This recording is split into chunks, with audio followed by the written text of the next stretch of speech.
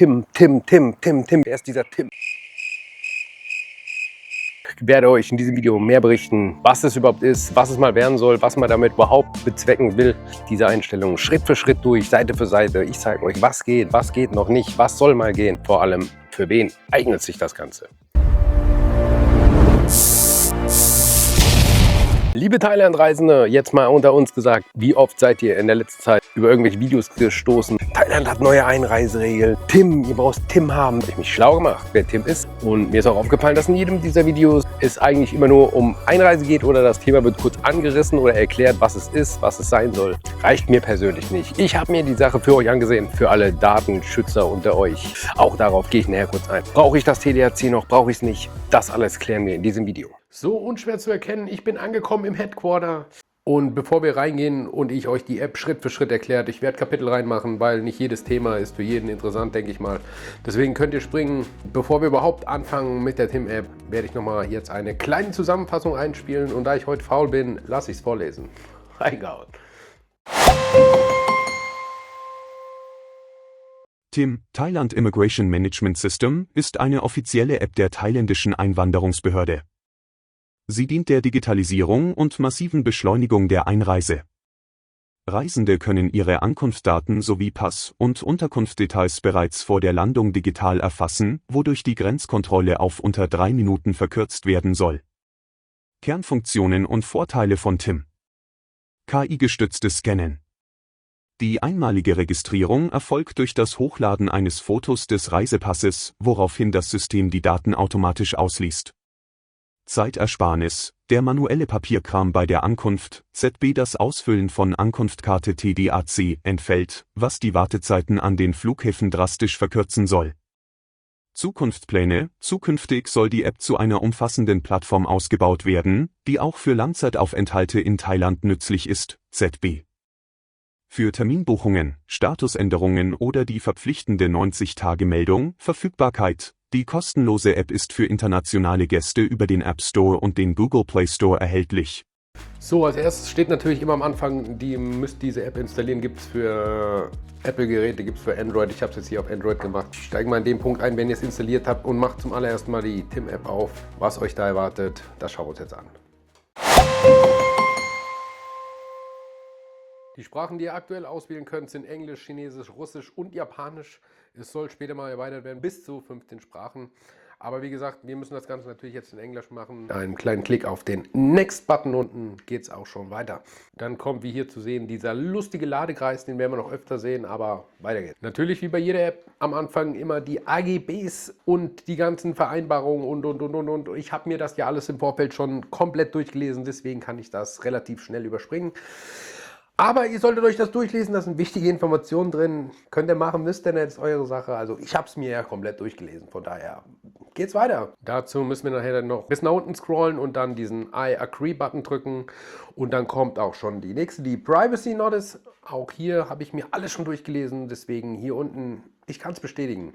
Und dann kommt der letzte Bildschirm, die Consent Form. Hier müsst ihr diese 2 Haken natürlich noch anmachen, weil ihr sonst auch gar nicht weiterkommt. Es ist wie in jeder App, in jeder Anwendung, in jeder alles. Nachdem wir das getan haben, die 2 angesteckt haben, können wir unten wieder auf Agree gehen und dann sind wir auch schon fertig soweit im ersten. Da steht schon Welcome to Thailand. Herzlich willkommen in der neuen Tim-App. Wie wir hier sehen, wird das hier nochmal per Animation erklärt, was denn da alles machbar sein soll, ist. Was noch nicht funktioniert, da kommen wir später drauf. So, jetzt haben wir hier unten die Möglichkeit beim ersten Start. Login ist wahrscheinlich oder ist unwahrscheinlich, da ihr noch kein Konto registriert habt. Und habt dann hier die Möglichkeit, euch zu registrieren oder einfach nur als Gast fortzufahren, was Sinn macht, wenn man einen einmaligen Urlaub in Thailand hat, ist das in Ordnung. Dann kann man auch ruhig als Gast fortfahren. Die Funktion ist keine andere. Diese Registrierungsgeschichte hat nachher den Vorteil, dass man schneller auf sein Konto und seine Daten zugreifen kann und dann diesen ganzen Klumpatsch, der jetzt folgt, nicht jedes Mal wieder von vorne ausfüllen muss. Deswegen, das liegt an euch. Ich mache jetzt hier einfach mal kurz den Registrierungsprozess, damit ihr seht, wie das geht. Wenn ihr hier jetzt auf Registrieren geht, müsst ihr natürlich erstmal eure E-Mail-Adressen hinterlegen. Dann kriegt ihr den Code geschickt, wie bei vielen anderen Anwendungen auch, den ihr dann gegenbestätigt im nächsten Schritt. Und dann geht es auch schon weiter. Geht schnell, dauert vielleicht, ich weiß nicht, 5 Sekunden und dann habt ihr diese Rück-E-Mail, wo dieser Code drin steht. Solltet ihr wieder zurückkommen zur TIM-App und habt schon einen Account angelegt, habt ihr hier bei Login die Möglichkeiten, euch entweder auch wieder diesen One-Time-Pin schicken zu lassen per E-Mail oder ihr habt im Vorfeld schon ein Passwort vergeben, dann könnt ihr euch natürlich mit eurem Passwort einloggen. Was auch möglich ist, ist per Fingerabdruck und wenn ihr das erstmal hinterlegt habt. Aber das sind so die 2 wichtigsten Punkte am Start. So, habt ihr das getan und habt einen Account erstellt, kommt ihr auch direkt in die App, wo beim allerersten Start eine Animation angezeigt wird. Was für Möglichkeiten denn hier die TIM-App hat. Unten die verschiedenen Punkte werden erklären, wie Home, Arrival, Card Service. Was uns natürlich eigentlich interessiert, ist das Anlegen der TDAC-Karte über die TIM-App, weil Obacht, das Ganze mit dem TDAC soll noch bis Oktober laufen, also schriftlich über die eigenen Links.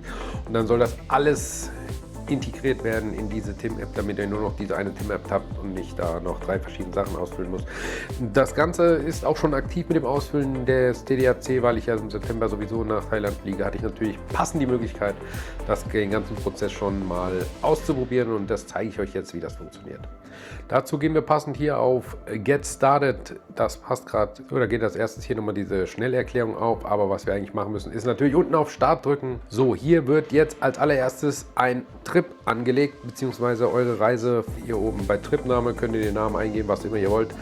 Ich lege jetzt hier einfach mal mein Trip an.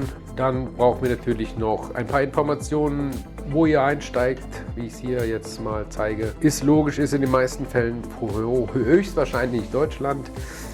Ja, nehmen wir Holiday ist. Wenn ihr geschäftlich unterwegs seid, dann könnt ihr auch das auswählen, je nachdem, was zu euch passt oder wofür ihr es braucht. Und mit einem Klick auf den Next-Button geht es weiter, wenn wir das gemacht haben. So, weiter geht's in der Nummer. Dann möchten die Herrschaften wissen, wann wir denn vorhaben, hier so Thailand aufzuschlagen. Wählen wir hier ein Datum aus. Ich nehme doch einfach jetzt mal zum Test, nehme ich einfach mal den 28. Juni. Dann möchte sie natürlich, wie beim TDAC bekannt oder vom TDAC bekannt, noch die Frage, wie ihr einreist. Ich habe jetzt in dem Fall natürlich per Luft und das ist dann ein Commercial Flight, ist logisch. Wenn ihr einen Privatjet habt, dann dazu herzlichen Glückwunsch. Ist bei mir jetzt nicht das Fall. Ich muss mit der Holzklasse fliegen und das ist in Ordnung für mich. Das müsst ihr noch unbedingt die Flugnummer eingeben, weil sonst kommt ihr nicht weiter. Ich mache jetzt immer LH322. Ist eine Fantasienummer, aber machen wir das so. So, dann geht das weiter. Dann möchten die auch sehr gerne wissen, wann ihr wieder das Land verlasst. Das ist sehr wichtig. Datum auswählen, wie eben auch. Ist relativ schnell und fix passiert. Nehmen wir jetzt einfach mal den 12. Juli. Ja, ist eine schöne lange Zeit, passt. Was passiert allerdings, wenn ihr unten diesen Haken anmacht, wo steht, man könnte kein genaues Datum angeben für den Rückflug. Das weiß ich nicht, inwieweit das zusammenhängt. Das Rückreisedatum auch wieder auswählen. Wie ihr zurückkommt, ist auch wichtig. Wir nehmen natürlich dieselbe Nummer wieder. Das ist per Flugzeug ein Commercial Flight. Hier muss auch passend wieder die Flugnummer für des Rückflugs eingetragen werden. Und bevor wieder die Diskussionen jetzt kommen, ja, wenn man einen Umstieg hat, nein, nehmt Deutschland. Ihr steigt in Deutschland ein, egal ob ihr irgendwo umsteigt und ihr steigt auch in Deutschland wieder aus, selbst wenn ihr zwischendrin in Honolulu noch einen Wechsel von 3 Flugzeugen macht. Die wollen hier nur wissen, wo ist der Start, wo ist das Ende, wann geht es zurück, mit was geht es zurück, so in der Richtung. Auch hier müssen wir natürlich wieder die Flugnummer eintragen. Im nächsten Schritt ist das so, wie ihr es, falls ihr es schon mal ausgefüllt habt beim TDAC, ist, wo ihr Urlaub macht, also Hotel, Pension, Flughafenkiosk von mir aus. Obacht, die erste Adresse, in der ihr übernächtigt in Thailand, das muss da angegeben. Auch wenn ihr weiterfliegt, ist uninteressant. Die wollen nur wissen, wo schlagt ihr auf, wenn ihr gelandet seid. Ich habe in dem Fall natürlich Hotel ausgewählt, ist klar. So, dann möchten die wissen, in welcher Region ihr das Hotel ist, in welcher Provinz, in welchem District, so wie ihr das kennt, falls ich es schon mal gemacht habe. Ich muss es nochmal holen. Und der Subdistrict, wenn das für euch zutrifft. Die Adresse könnt ihr gerne auch euer Booking, Agoda, wo auch immer ihr gebucht habt, Reisebüro ist Wurst. Da auf jeden Fall muss die Anschrift des ersten Stopps dort hinterlegt werden. Ich schreibe jetzt hier unten einfach mal rein, das ist ein Beispiel. Und wer hätte es geahnt, mit dem Klick auf Next kommen wir dann zum nächsten Schritt. Im Grunde genommen war es das auch schon mit dem Anlegen des Trips. Ich sagte, ich betone das extra. Wie man jetzt hier sieht, das ist jetzt wieder Übersicht und jetzt steht hier nämlich auch mein Trip schon drin. Von wann bis wann kann man alles sehen, was ich eben angegeben habe. Und jetzt wird es interessant. Jetzt kommen wir zu euren persönlichen Daten. Also ihr müsst als allererstes einen Trip anlegen. Und zu diesem Trip könnt ihr dann Personen hinzufügen, was ich euch jetzt im nächsten Schritt zeigen werde. Ich glaube bis zu 10 aktuell und das ist eine ziemlich gute Sache. Travelers, gehen wir auf das Plus und drücken unten auf Next. So, im nächsten Schritt, wo ihr das, was ihr jetzt hier gerade seht, gibt es eine tolle Sache, spart euch das Ausfüllen der Passnummer und das ist ja ein großer Vorteil der App. Geht ihr einfach hier oben auf Scan Passengers und dann werdet ihr gleich sehen, was passiert. Ob die App die Kamera benutzen darf, das ist logisch, wie bei 100.000 Millionen anderen Apps ist das genauso. Da gibt es hier nochmal diese schöne Erklärung und diese animierte. Bringt uns wenig, mit einem Klick auf Continue unten geht's weiter.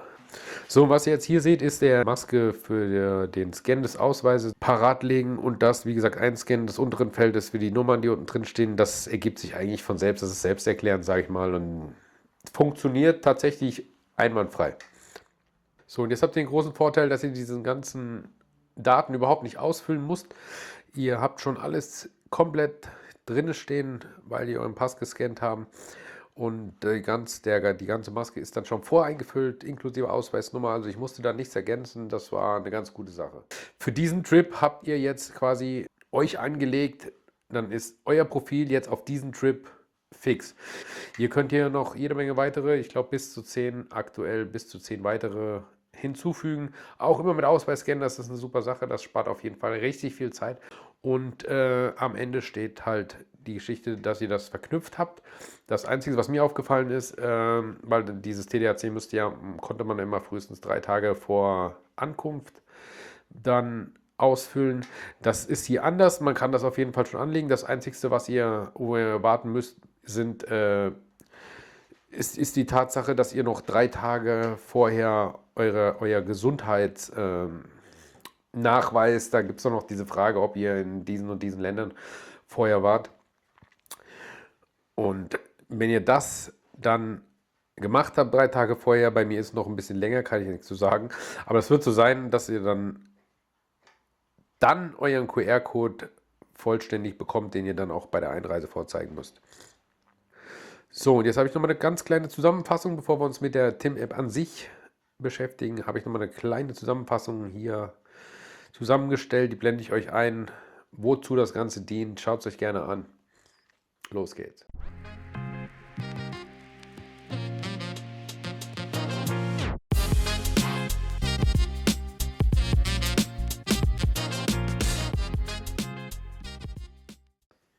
So, jetzt sind wir zurück in der TIM-App auf der Hauptübersicht, wie ihr hier sehen könnt. Und wenn ihr genau guckt, ist jetzt hier unten verknüpft mein Trip. Da könnt ihr auch später Änderungen vornehmen, einfach draufklicken und da kommt ihr direkt hin. Generell finde ich das ein bisschen, was heißt unlogisch gemacht. Das Problem ist, man hat im oberen Bereich diese ganzen Buttons für die Hauptauswahl. Man hat ganz unten diese Symbole, bringen euch genau zum selben Ziel.